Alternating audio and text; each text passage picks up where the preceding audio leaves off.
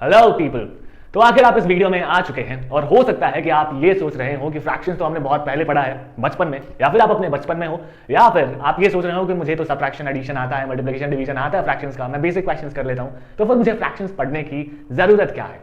तो मेरा आपसे एक छोटा सा सवाल है, अगर आप इस सवाल का जवाब दे पाते हैं तो ये वीडियो आपके लिए नहीं है, लेकिन अगर आप ये सवाल का जवाब देने में असमर्थ हैं तो आपको मुझे लगता है कि ये वीडियो जरूर देखनी चाहिए, because fractions are very basic part जो कि हम अपनी डे टू डे लाइफ में यूज करते हैं।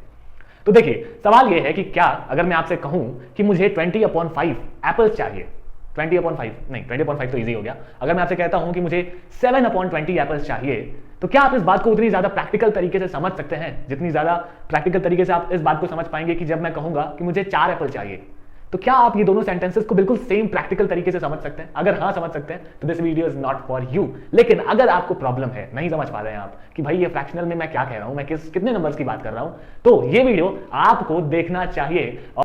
ओके, तो अगर आपने डिसाइड कर लिया ये वीडियो देखने का, तो let's start with the fractions. और फ्रैक्शंस को हम बिल्कुल बेसिक से देखेंगे कि फ्रैक्शंस क्या होते हैं, इम्प्रॉपर फ्रैक्शन क्या होता है, प्रॉपर फ्रैक्शन, मिक्स्ड फ्रैक्शन, बहुत बेसिक से बात करेंगे। इन डेफिनेशन से ज्यादा हम इस चीज के बारे में बात करेंगे कि इन फ्रैक्शंस को हम अपनी डे टू डे लाइफ में, रियल लाइफ में अंडरस्टैंड कैसे कर सकते हैं, कैसे समझ सकते हैं। तो फ्रैक्शन से स्टार्ट करते हैं। फ्रैक्शन का मतलब होता है कि पार्ट ऑफ समथिंग, राइट?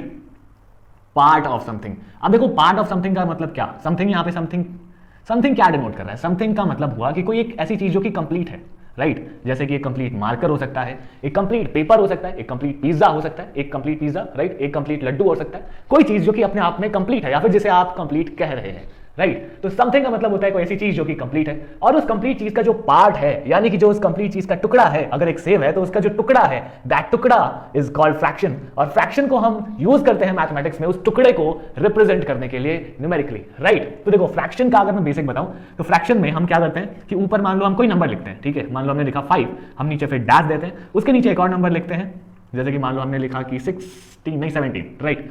तो 5/17 ये एक नंबर है, ठीक है? ये एक टुकड़े को रिप्रेजेंट कर रहा है, या फिर कुछ और रिप्रेजेंट कर रहा है, हम देखेंगे क्या कर रहा है ये। लेकिन अगर मैं बेसिक्स की बात करूं तो ऊपर वाले को हम कहते हैं न्यूमरेटर, मैं इसको n से रिप्रेजेंट कर रहा हूं, इसको हम कहते हैं डिनोमिनेटर, और इसको हम पढ़ते कुछ इस तरीके से हैं कि 5/17। अब मैं टाइप्स की बात करने जा रहा हूं कि फ्रैक्शन के प्रकार कितने होते हैं, ठीक है? तो टाइप्स फ्रैक्शन के 3 होते हैं, एक्चुअली में तो 2 होते हैं। एक होता है प्रॉपर और एक फ्रैक्शन होता है इम्प्रॉपर फ्रैक्शन। लेकिन यूजुअली हम देखते हैं कि हम फ्रैक्शंस को 3 पढ़ते हैं, लेकिन एक्चुअली में 3 नहीं होते। प्रॉपर फ्रैक्शन में ही मिक्स्ड फ्रैक्शन आते हैं। अब प्रॉपर में ही मिक्स क्यों आते हैं? अगर आपने देखा हो, अगर मैं डेफिनेशन बताऊं इम्प्रॉपर, प्रॉपर और मिक्स्ड फ्रैक्शन की, तो देखो, प्रॉपर फ्रैक्शन में जो न्यूमरेटर होता है ना, ये न्यूमरेटर ये छोटा होता है डिनोमिनेटर से, ठीक है? और इम्प्रॉपर फ्रैक्शन में जो न्यूमरेटर होता है वो बड़ा होता है डिनोमिनेटर से।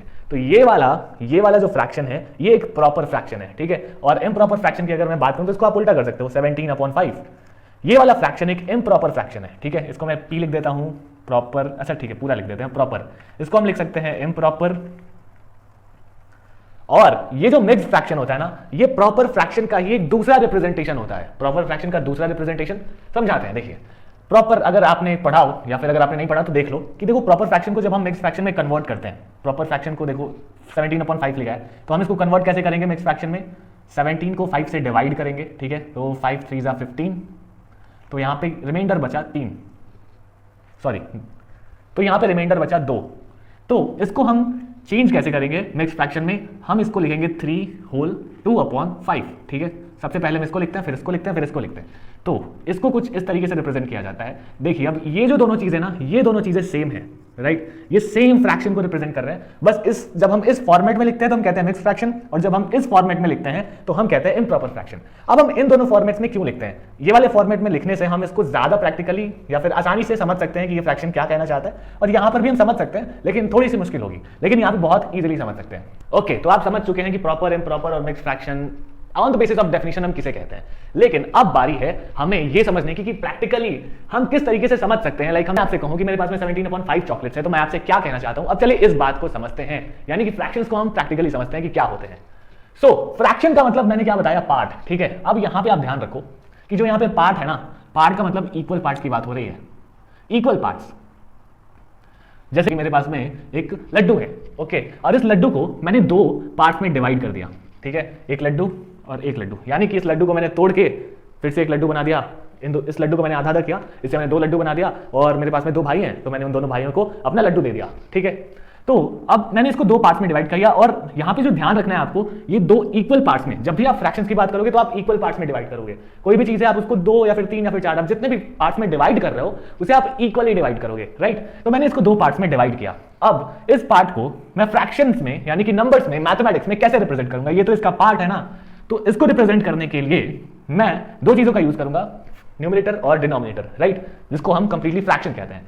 तो न्यूमरेटर और डिनोमिनेटर, सबसे पहले ऊपर न्यूमरेटर होगा, नीचे डिनोमिनेटर। अब न्यूमरेटर में मैं क्या लिखूंगा, न्यूमरेटर में मैं लिखता हूं कि मेरे पास में जितने पार्ट्स, मान लो मेरे पास में 1 पार्ट है, ठीक है, इस लड्डू के मैंने 2 भाग किए और मेरे पास में 1 भाग है, तो मेरे पास में जितने भाग है मैं उसको ऊपर लिखता हूं, तो मेरे पास में 1 भाग है, ठीक है। और जो टोटल नंबर ऑफ पार्ट्स जितने में इस लड्डू को डिवाइड किया गया है, यानी कि 2, इसको टोटल कितने पार्ट्स में, इनको इस लड्डू को कितने टुकड़ों में डिवाइड किया गया है, 2 टुकड़ों में, तो मैं लिखूंगा 2, ठीक है।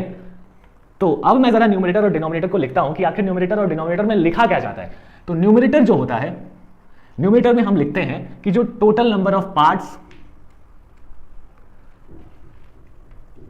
जो कि मेरे पास में है, total number of parts I have, और जो डिनोमिनेटर होता है, डिनोमिनेटर में हम लिखते हैं कि total number of parts divided.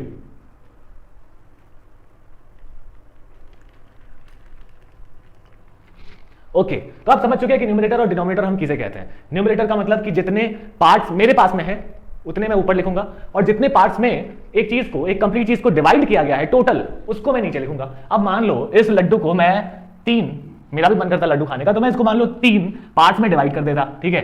तो अगर मैं कहता कि मेरे पास में कितना, इस लड्डू का कितना फ्रैक्शन है, तो मैं कैसे बताता, मैं लिखता कि देखो मान लो मेरे पास में सिर्फ ये वाला है, तो मैं कहता मेरे पास में सिर्फ 1 है, ठीक है, तो 1 मैं न्यूमरेटर में लिखूंगा, और इसको मैंने कितने पार्ट्स में डिवाइड किया, 3, तो मैं 3 लिखूंगा डिनोमिनेटर में, ठीक है। अब मान लो मैं कहता कि चलो मुझे ना ये 2 लड्डू चाहिए, मान लो मेरे पास में ये दोनों लड्डू हैं, तो मैं इसको फ्रैक्शंस में कैसे रिप्रेजेंट करूंगा, मैं कहूंगा कि मेरे पास में टोटल कितने लड्डू हैं उसको मैं न्यूमरेटर में लिखूंगा, ठीक है, मतलब इसके कितने पार्ट्स, इसके कितने टुकड़े मेरे पास में है, यानी कि 2 टुकड़े, ठीक है, और टोटल इसको कितने पार्ट्स में डिवाइड किया गया, 3 पार्ट्स में, राइट। तो इस तरीके से आप समझ सकते हो फ्रैक्शंस को, ठीक है। लेकिन ये जो फ्रैक्शंस आपने देखा 2/3, 1/3, 1/2, यहां भी चीज नोटिस कर रहे हो कि यहां पे जो न्यूमरेटर है ना वो डिनोमिनेटर से छोटा है, यानी कि ये जब मैं बात कर रहा हूं इसकी, तो मैं प्रॉपर फ्रैक्शंस की बात कर रहा हूं। और इसे हम प्रॉपर फ्रैक्शन क्यों कह रहे हैं, क्योंकि आप यहां पर देख सकते हो कि ये प्रॉपर्ली एक फ्रैक्शन यानी कि पार्ट, प्रॉपर्ली एक कंप्लीट चीज यानी कि एक लड्डू है उसके पार्ट्स को रिप्रेजेंट कर रहा, ठीक है। अगर मैं कहता हूं 1 पार्ट तो 1/2, इसके सॉरी, अगर मैं कहता हूं इसका 1 पार्ट तो मैं कहता हूं 1/3, ठीक है। अगर मैं कहूं कि 2 पार्ट मेरे पास है तो 2/3, अगर मैं कहूं कि तीनों के तीनों पार्ट्स मेरे पास में है, ठीक है, यानी कि 3/3, 3 पार्ट्स जो कि मेरे पास में 3, और इसको टोटल कितने पार्ट्स में डिवाइड किया गया है, 3। तो ये जो मैंने लिखा 3/3, इसको अगर आप सिंप्लीफाई करो तो आएगा 1, ठीक है।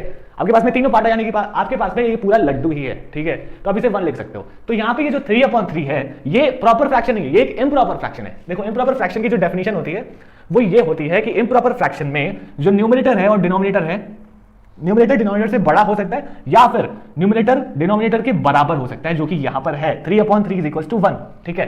तो अब इसको हम इम्प्रॉपर क्यों कह रहे हैं, क्योंकि ये कोई फ्रैक्शन को रिप्रेजेंट नहीं कर रहा, ये एक कंप्लीट चीज को रिप्रेजेंट कर रहा है, राइट। तो ये एक इम्प्रॉपर फ्रैक्शन है। प्रॉपर फ्रैक्शन के ऊपर मैं अगर और बात करूं तो इम्प्रॉपर फ्रैक्शन एक फ्रैक्शन को रिप्रेजेंट नहीं करता, इम्प्रॉपर फ्रैक्शन रिप्रेजेंट करता है एक होल यानी कि एक कंप्लीट चीज प्लस फ्रैक्शन, ये दोनों चीजों को रिप्रेजेंट करता है, एक होल और एक फ्रैक्शन दोनों को। अब ये कैसे करते हैं हम देखेंगे। तो आप ये समझ चुके हो कि प्रॉपर फ्रैक्शन क्या होता है। तो अगर मैं आपसे कहूं कि मेरे पास में 5/17 चॉकलेट्स हैं, ठीक है, तो मैं क्या कह रहा हूं कि एक चॉकलेट है जिसको 17 पार्ट्स में डिवाइड किया गया है, राइट, 17 पार्ट्स में डिवाइड किया गया, और उसके 5 पार्ट्स यानी कि उसके 5 टुकड़े मेरे पास में है। या फिर ये लड्डू से आप समझ सकते हो कि मेरे पास में एक लड्डू है जिसको 17 पार्ट्स में डिवाइड किया गया है, और उस 17 पार्ट्स में से 5 पार्ट्स मेरे पास में है, राइट। तो आप इस तरीके से प्रॉपर फ्रैक्शन को समझ सकते हो। अगर मैं इम्प्रॉपर फ्रैक्शन की बात करूं, इम्प्रॉपर फ्रैक्शन जैसे कि ये 17/5, तो आपने देखा कि हमने इसको क्या लिखा, 3, यहां पे बाहर 3 लिखा, फिर 2/5 लिखा। इसका हम क्या मतलब है, इसको हम पढ़ते कैसे हैं, सबसे पहले ये देखो, इसको हम कहते हैं कि 3 होल 2/5, जो ये बाहर है ना इसे हम कहते हैं होल, होल यानी कि कंप्लीट, राइट।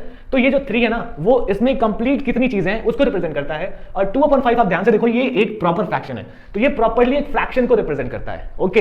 तो अगर मैं इसको एक लड्डू के एग्जांपल से समझूं, अगर मैं आपको इसे लड्डू के एग्जांपल से समझाऊं तो ये आप कैसे समझ सकते हो कि मान लो मेरे पास में एक लड्डू है, राइट, एक लड्डू है, उसको मैंने 5 पार्ट्स में डिवाइड किया, राइट, 1 2 3 4 और 5, 1 2 3 4 5, ओके। तो मैंने इस लड्डू को 5 पार्ट्स में डिवाइड किया, ओके।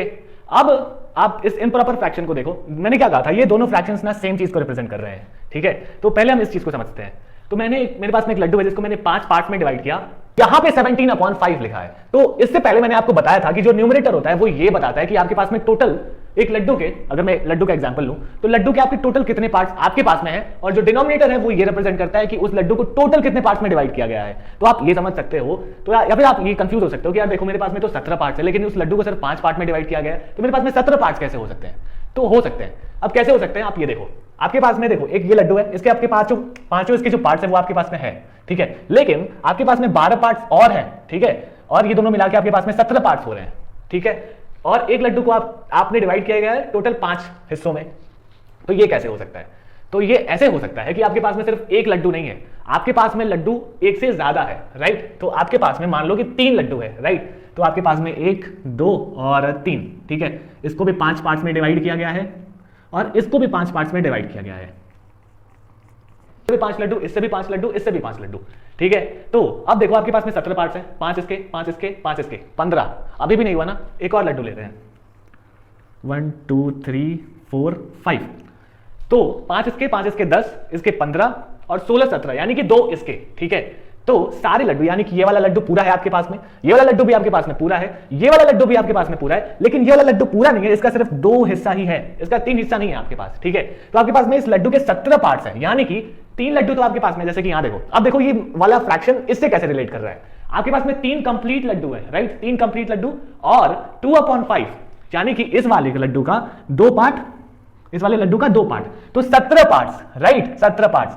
अब देखो नीचे डिनोमिनेटर में हमने क्या लिखा था कि एक लड्डू को हमने क्या कहा था, डिनोमिनेटर में हम क्या लिखते हैं कि एक चीज का, एक जो कंप्लीट चीज है उसको हमने कितने पार्ट में डिवाइड किया है। तो देखो हमने यहाँ पे एक लड्डू को 5 पार्ट में डिवाइड किया है, तो हम नीचे लिखेंगे 5, तो 17/5, तो 17/5 से अगर मैं आप मिक्स फ्रैक्शन में अगर आप इसको चेंज करो तो आप कहोगे 3 होल 2/5, यानी कि 3 तो आपके पास में कंप्लीट चीज है, लेकिन जो चौथा है ना, जो चौथा वाला लड्डू है उसका सिर्फ 2/5 पार्ट है आपके पास, राइट। तो आई होप आप इस चीज को समझ पाए हो कि इस 17/5 से या फिर इस 3 होल 2/5 से क्या सेंस निकल रहा है, राइट। और अगर आपसे कोई कहे कि 17/5 चॉकलेट्स है मेरे पास, तो तुम इससे क्या समझ रहे हो?